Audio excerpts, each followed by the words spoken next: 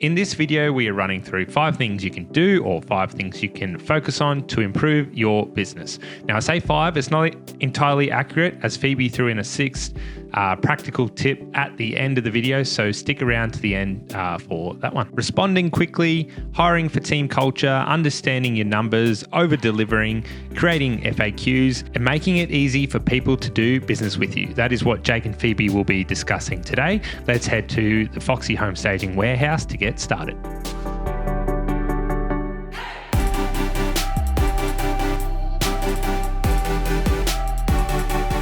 So the first one, and I'm putting this one first because for us it's the most important as an overarching sort of thing, and that is the team culture, who we're working with, how we get along, and how much people who are working here at Foxy enjoy being here. So when we bring in new people for any role, the number one priority is how we think they'll fit in with the team. I mean, that kind of doesn't sound so practical, but I think it is, because when your people enjoy what they do a better job. You as a business are reflected better, and the people that work for you reflect you as the business owners better as well. From our point of view, what we've found is that agents, clients, we put out a lot on social media showing our team behind the scenes here at the warehouse and who we are as the business owners and operators. And we find that a lot of people come to us because they feel like they know us and what they see they like and they want to do business with us. I think, that's probably number one, is really focus on that team culture and having people who want to work at your business and enjoy being there. All right, so communication for us is what we've built our entire business around. So I've come from a medical background, Jake's come from a finance background. I've said this time and time again, communication is the most important thing when you're in medicine to make sure that things are done correctly and we don't do the wrong side, all that sort of thing. So I've come from that sort of mindset. So bring that into this business, communication, all different facets for me was super important. When we're representing a real estate agent who literally goes out of their way to over deliver when it comes to their communication, we need to do the same thing. We're a reflection of their brand. So if we aren't on the same level of them when it comes to communication, there's a disconnect and we're not reflecting them, then we're not representing their brand as well as they want us to. I'm talking about responding within a timely manner. I'm talking about doing what you say you will. If you're telling them you're going to be there by 10 o'clock, be there by 10 o'clock. If you're going to say you're going to get the quote to them that day, get the quote to them that day. If you don't, then communicate that there is going to be a delay. So making things easy, but also all through the communication, it all goes hand in hand. If you don't have good communication, things aren't easy. Phone, email, face-to-face contact, it all comes down just to really being very clear on how you're going to deliver it and then deliver it well. Another thing that comes to mind is, and this is something that we used to talk about a bit more and it's still very relevant, I probably haven't said it on camera for a little while, and that is make it easy for people to work with you or use your services. So kind of principle guided a lot of what we did, little things about how we did business in the early days. The first example I guess that comes to mind is payment options. So when we started out, there was almost nobody doing kind of a pay later option. It was upfront payment or nothing. So when some people are selling their home, we used to say, and it's still relevant, people selling their home have a lot of expenses and some of them can be quite significant around advertising. Maybe they're putting new carpet and getting the property ready. Tagging on another couple of $1,000, $3,000, $4,000 staging bill was often difficult for some people. The make it easy for people to use your services kind of guided us to say, well, we don't want people to miss out on the benefit of staging purely because they couldn't pay the full bill up front. So let's put in some sort of pay later option. Something like that, making it easy for people to work with you, also comes into your how you communicate and how people can contact you and things like that. So just as a guiding principle, make it easy for people to buy from you and let that guide what you actually or how you interact with people. Whenever I'm having conversations with other stylists or people who ask how we've had this growth over the last 5 years, honestly, I put it down to customer service 101.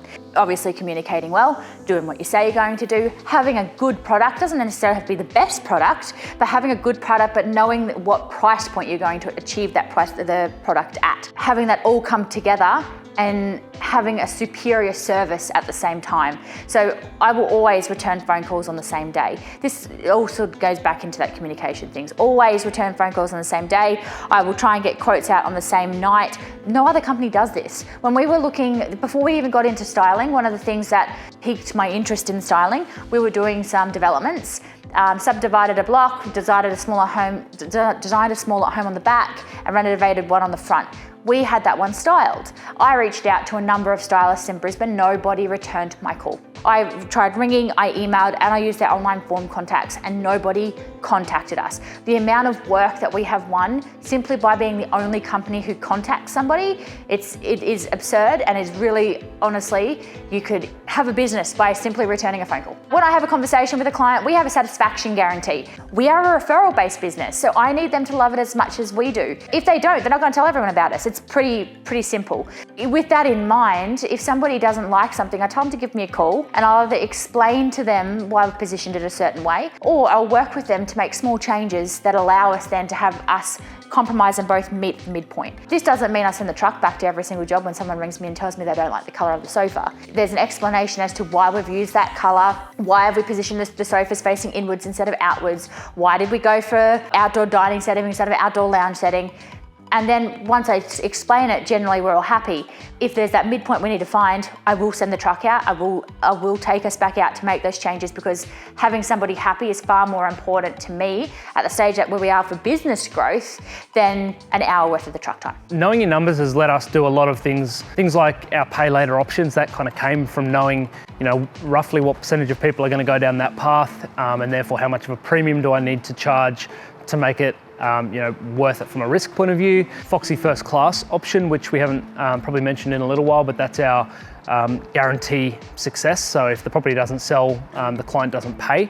That came from knowing our numbers and knowing what percentage of our properties that we stage actually go on to sell, how long do they often take, and knowing what sort of premium therefore we would need to put onto that service to again allow for the risk of it not selling. So that's one of those things that might sound very risky or scary to offer something like that, but knowing our numbers has made us very comfortable. We know how many we need to sell, or how many are allowed, how many can we allow not to sell before it starts impacting us from a business point of view. So that also comes back to, like I said, your business model, your hire versus buy your own stock, when to bring in trucks and logistics teams, when to bring on your next stylist, when to bring on admin people, marketing, all of those things is, they're very scary kind of decision points, and we get a lot of questions about that. And I think the very first thing to help you get some sort of comfort around that, and this isn't the only answer, but it's the first one I think, is really knowing your numbers from a business point of view. One of the biggest things that I think I have put into place is that if I find myself repeating questions, repeating answers, whether or not it's by people on Facebook, people on any sort of social media platform, by my staff, by phone calls that I'm having, by real estate agents talking to me, sending me messages, asking me the same questions. We've got our frequently asked questions, which we've now updated. We try and address questions using our social media platforms, using our Foxy TV. I have our training process guide all in place now. Anywhere where I have repeated myself, to the point that, why don't I address that so I don't get those questions in the first place? There's a lot to be said for having those processes in place. Figure out those questions that you get asked often, figure out a way that you can have what format addresses those questions the best, and then put it into place. There you have it, not 5, but 6 things you can do to improve your home staging business. I hope you found it informative. As always, if you would like something answered or a topic discussed, just send us a message or leave it in the comments wherever you're watching this video. Thanks so much for watching. See you next week.